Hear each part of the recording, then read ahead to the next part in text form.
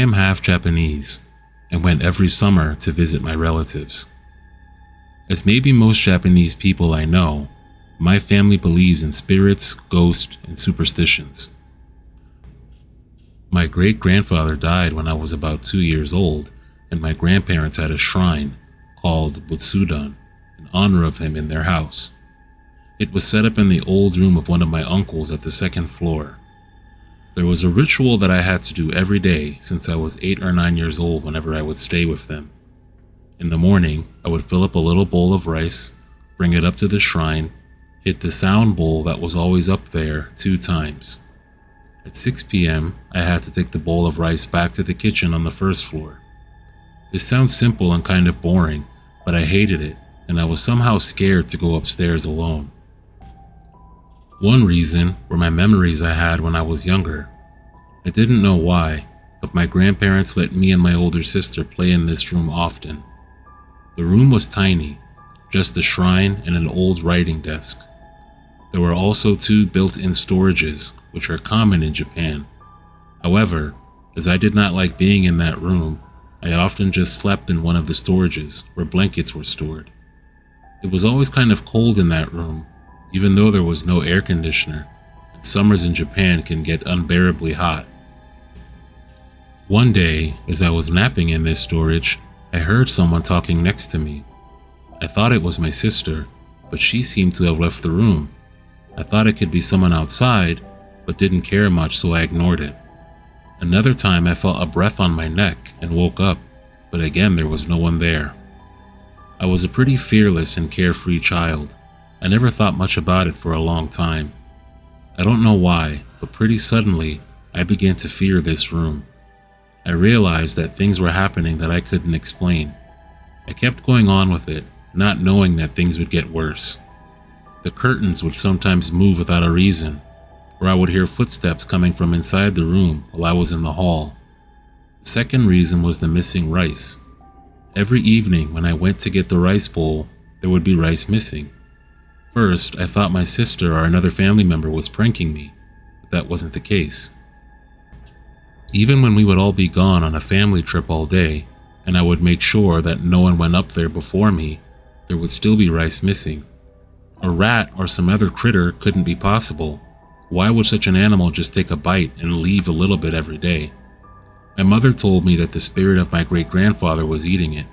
This didn't make anything better for me. There were these little occurrences that made me more and more uncomfortable in this house. Every summer I had a fear to visit my grandparents. One event made me almost faint at the toilet. I never ever have to wake up to pee at night, but maybe because of the jet lag or the climate, I always woke up between 3 a.m. and 4 a.m. when I went to Japan. There was just one toilet on the second floor, and since I slept with my mother and my sister upstairs, I had to go down these steep, narrow steps. The toilet is one small room, just enough to stand and sit on the toilet. The door had a little peephole like most front doors have. What I hated the most is that the light switches were placed so badly that I didn't have light until I got to the toilet. On that one night, I reached the toilet already feeling uncomfortable. I finished peeing, stood up, flushed, and turned to the door. I was just the height of the peephole, so naturally I looked at it. There was an eye, staring right at me. I couldn't scream or move in any way. I just stared back and hoped that it would move away. I stood there, frozen and trapped. I don't know how long this lasted, but suddenly I heard steps coming closer, and then a knock on the door. "Are you in there? Speed up, I need to pee." It was my sister. I opened the door almost crying and told her about the eye. She was scared also, so I waited for her while she left the door open. Since then, we would always wake each other up to go to pee and leave the door open. One day, I sat with my uncle in the living room and told him about my fears of this house. He was not surprised and said that there was a little bit of supernatural or spiritual power in every room. For example, in the bedroom of my grandmother, which was directly connected to the living room, the door was always open, and there was this mirror which could be seen all the time. At first, I didn't recognize this piece of furniture as a mirror, just because there was always a colorful cloth completely placed over it. not just hanging over the mirror, it was tucked in carefully on every side. I found out that it was a mirror because one time I tried to remove the cloth and saw the glass. Then my grandmother came running and shouting that I should never remove the cloth, as she told me she didn't want any dust on her beloved mirror. My uncle had another story to tell. The mirror was kind of cursed. A woman was living inside of it. According to him, he was kind of a medium and could see many spirits. When he was younger, he tried to communicate with every spirit he saw and tried to help. So one day, he saw her in the mirror, a normal-looking middle-aged woman, not like someone everyone would imagine in a horror movie. As he sat in front of the mirror talking to her, she told him to come closer, and he did. And suddenly, her arms came out and tried to pull him into the mirror. My grandmother, who was in the living room, noticed it and pulled him out of the woman's arms.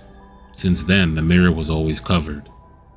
Besides these little episodes, there were these Japanese dolls that would move around. The feeling of someone right behind me when I walked up or down the stairs.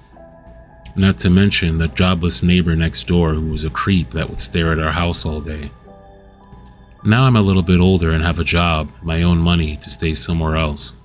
I visit my grandparents every time when I go to Japan, but I don't stay overnight anymore.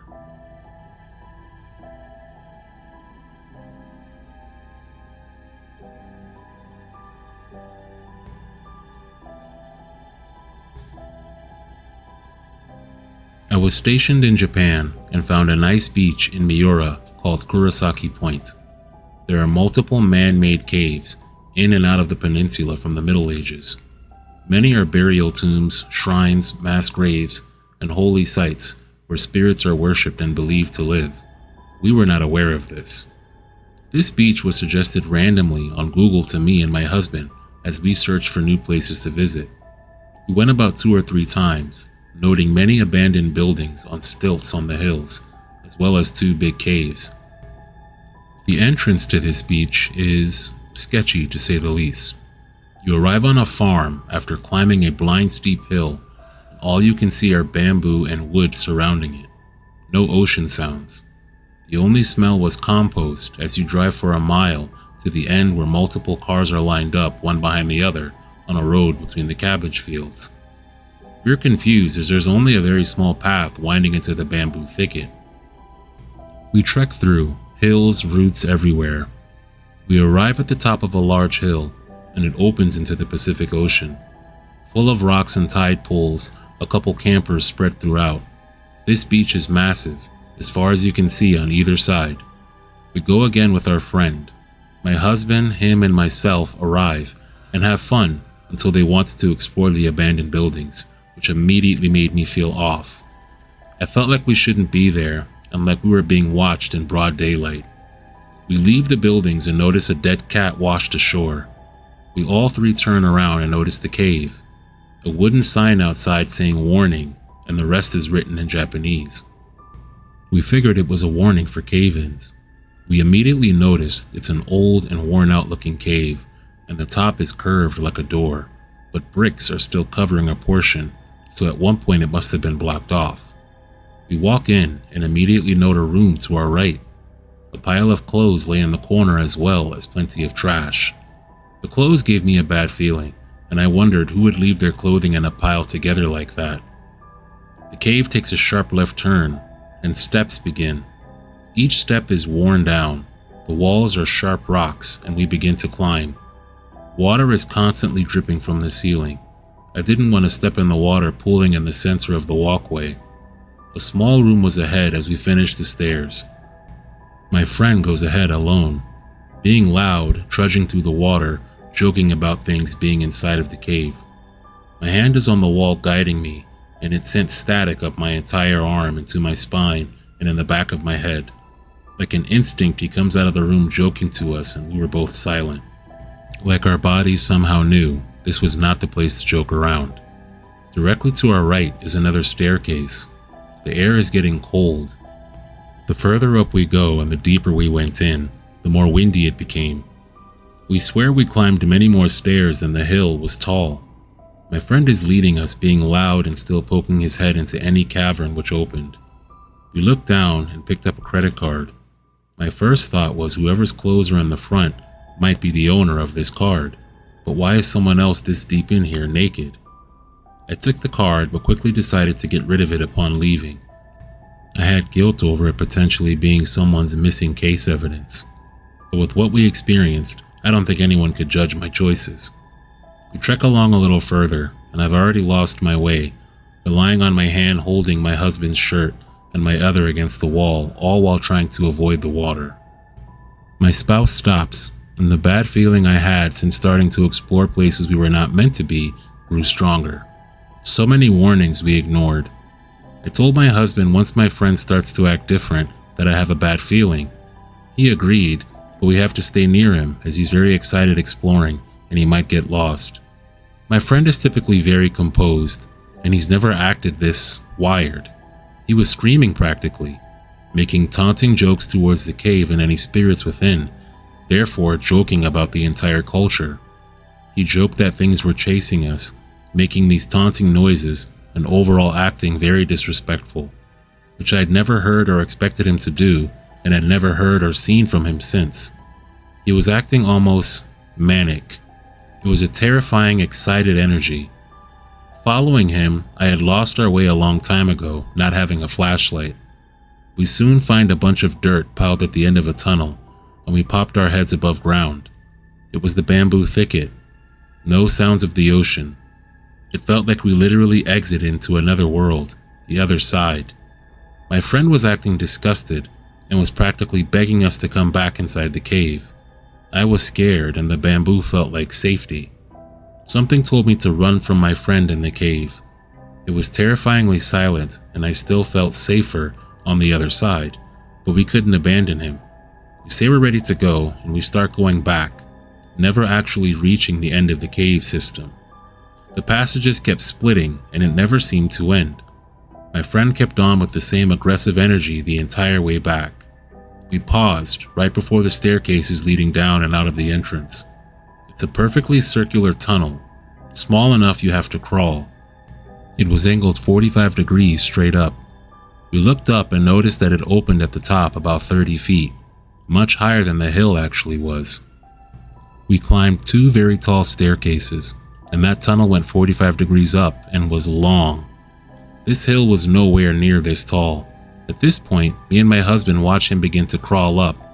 I look at him and talk about the height and how it doesn't make any sense. As we whisper quietly, I lower my head, hand on the wall, trying to listen as I felt we were not alone. I got that static feeling again. I lift my head up and my husband goes wide-eyed. I look at him and said, "We're not alone in here." Immediately after, we hear crashing footsteps running up the staircase directly through the water. The splashing echoed even after the footsteps stopped directly by the doorway to the stairwell, our only way out. Just then, my friend exits the hole, completely stern, no emotion, and says we have to go. He said that there were bugs. I don't know how I didn't touch one running my hand along the wall, but we glance up and there were thousands of cave centipedes. We had never seen them prior to exiting. Finally, we get out. I could feel whatever it was right behind us. I turned around just after exiting, bowed and apologized. It felt right. I knew it was sitting at the bottom watching right behind the corner on the stairs. Immediately exiting the cave was a fresh dead hawk, which wasn't there when we entered. Another omen of death, I assumed. We left, and my friend was drained. Whatever was giving him that energy, wanted him to stay inside the cave and act aggressive, exhausted him. He slept the entire way home. I never went back. I believe whatever inhabits that cave draws people in, makes them act aggressive, like going deeper is an addiction. I believe it truly was like as above, so below, and we were going down, not up. The hill is not that tall. I believe we somehow exited through the other side of the veil. I have so many unanswered questions, and maybe someone could understand what we found.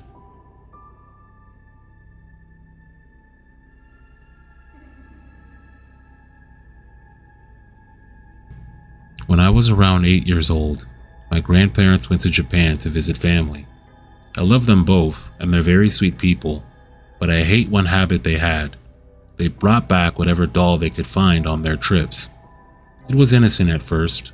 They just liked having a collection. But then they brought back this doll, their first second-hand doll from Japan. It was very dusty, and whatever silk or other material the kimono it wore was made of had already begun to fade. I really didn't like it as a kid. It creeped me out a lot, especially because of its face. Geisha makeup that gave it pale white skin and exaggerated features. I really didn't want it anywhere near me, but my parents told me to be nice and accept the doll when my grandmother offered it to me, even though I didn't like dolls. I named it Yuki, solely because of its skin. For a while, Yuki stayed on the shelf in my room, faced away from me, and locked behind glass. My shelf was one of the big ones, hence the sliding glass that kept things from falling off. This arrangement was good enough for me, and I didn't bother with Yuki for most of the time that it was there. Still, I really didn't like that it was there at all. I don't know what it was, but I was always uneasy when I was in the room. I would see things running in the corners of my eyes. The back of my neck would feel cold at times, but it was small enough for me to ignore, albeit with some difficulty. One night, I spent a while just staring up at my roof and couldn't sleep at all. My heart was racing so much that it was hurting my chest. Being a little kid at the time, I was on the verge of crying. I was afraid to close my eyes, but I didn't know why, until I looked at the shelf. Yuki was pressed up against the glass, looking directly at me. I just stared. I couldn't take my eyes off of it, and I remembered how much I wanted to scream for my mom at that moment. Eventually, I dove under my blankets and began to cry quietly, and repeatedly told myself to sleep. I don't know how long that went on for, but I did eventually fall asleep. The next morning, I crept out of my blankets and took a peep at the shelf.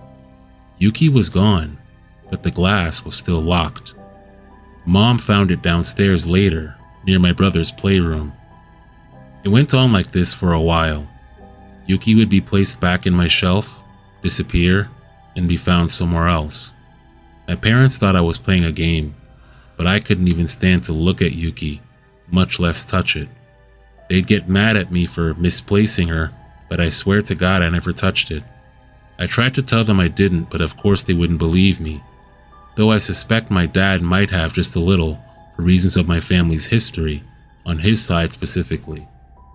Then Yuki disappeared again, but this time we could not find it. I even asked my parents if they saw it somewhere, and then my brothers, but no one knew where it went. I was glad that it wasn't in my room anymore, even more so now that I'm older and I don't live in my parents' house. It's out of sight, but definitely not out of mind. The whole experience made me so scared, I was frustrated that no one believed me when I told them. I even tried to stick to telling my parents that I just didn't want the doll, but they would guilt me into taking it back, or that it would hurt my grandmother's feelings. It's gone, but it certainly did mess with my childhood. I would try to play it off as my overactive imagination, but the fear that I felt was too real for me to think that it was just that.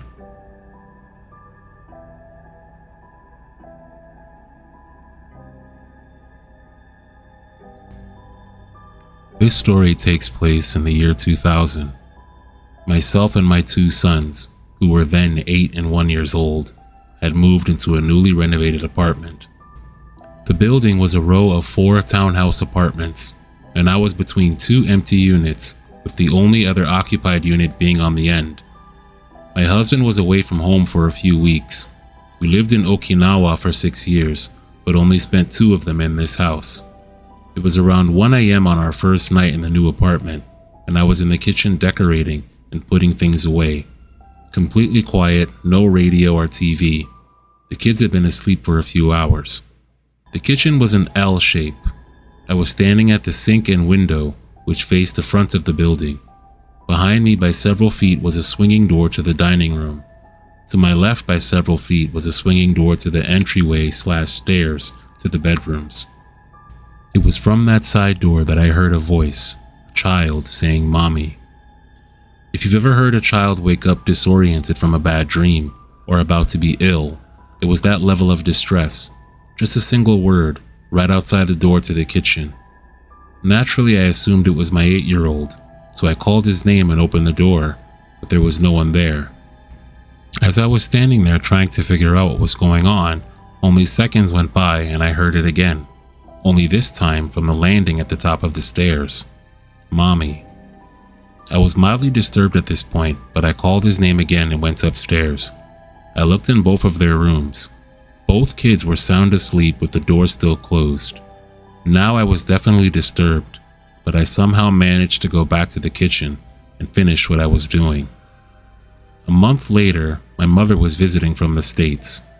One night she was upstairs using the bathroom and came downstairs to ask me why I had called her. I hadn't mentioned my experience with the voice yet, so I proceeded to tell her all about it.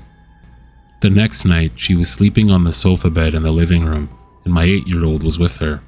She woke up in the middle of the night gasping for breath, followed by a coughing fit, which had been a frequent thing for her. She eventually felt a hand patting and rubbing her back. When she stopped coughing, she turned to thank my 8-year-old, but he was sound asleep on his side, facing away from her. Fast forward a few weeks.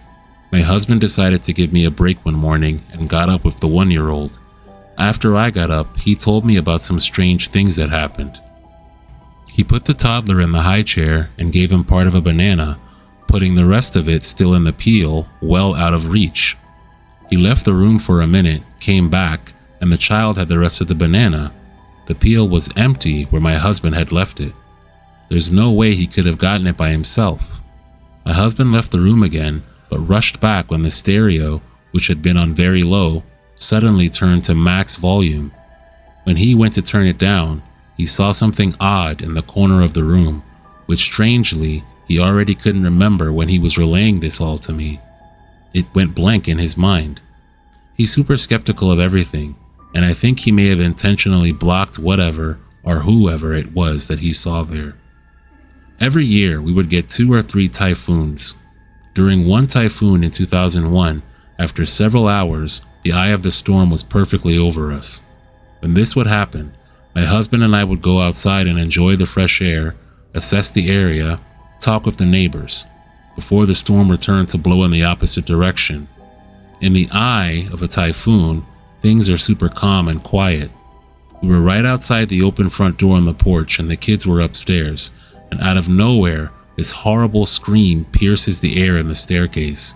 Like a horror film, a woman being murdered in the shower kind of scream, the kind that echoes and sends chills down your spine. It didn't sound like a kid at all. My first thought was that it must be my son's. My husband and I yanked open the screen door and called out to the kids in a panic, right as they both ran to the top of the stairs, both completely freaked out. Talking to my oldest now, who's almost 30, he describes hearing the scream of a woman and thinking that I had been seriously hurt. My oldest son in recent years has recounted to me things that he experienced in the house that he never mentioned when we were living there. He experienced things often, but there are 2 stories in particular that stand out to him.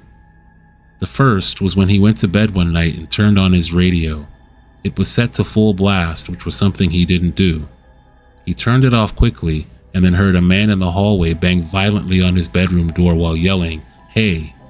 My son called out an apology and then came downstairs to get some water and noted that my husband and I were both on the couch watching TV. He knew it wasn't his dad that had banged on the door. And the second time, my son had gone to bed and was laying for a few minutes, not sleeping, when something made him open his eyes and look at the foot of his bed. Kneeling at the foot of his bed and seemingly playing with a toy or something else was a girl. She was facing him but looking down at what was in her hands. Behind her, and slightly to the side, was a boy with his back turned, seemingly touching my son's DVDs on the bookcase. He said both kids looked to be about his age, were kind of blue and dark, like a poorly lit hologram. He kept staring, thinking that when his eyes adjusted they would disappear and just be part of his imagination. He said about 20 to 30 seconds went by, and they both looked at him at the same time, the boy turning and the girl looking up, locking eyes with him. He said the expressions on their faces seemed like they were not happy that they had been seen. They completely froze like that and slowly faded away. When the fade was complete, his DVDs fell off the shelf. When he got up the next morning, the DVDs were on the floor, and he knew he didn't imagine it. We kept in touch with 2 out of 3 of the neighbors in that building, and and we talked about the place years later. They all experienced things involving kids' voices and pranks being played, such as cabinet doors open. But the one thing that really sticks out, one neighbor's 8-year-old son was tentatively diagnosed with schizophrenia. He had been hearing the voices of children outside his bedroom door, demanding that he play with them or they would hurt his baby brother. So they sent the family back to the States where he could get adequate services. The thing is, when they left Okinawa and that apartment, the voices stopped entirely. No drugs required. Diagnosis revoked. We've been back to the States 20 years now and have never experienced anything like it before or since. My son and I have developed a theory around this place, that a US soldier must have lived there with his family, killed them all, then killed himself.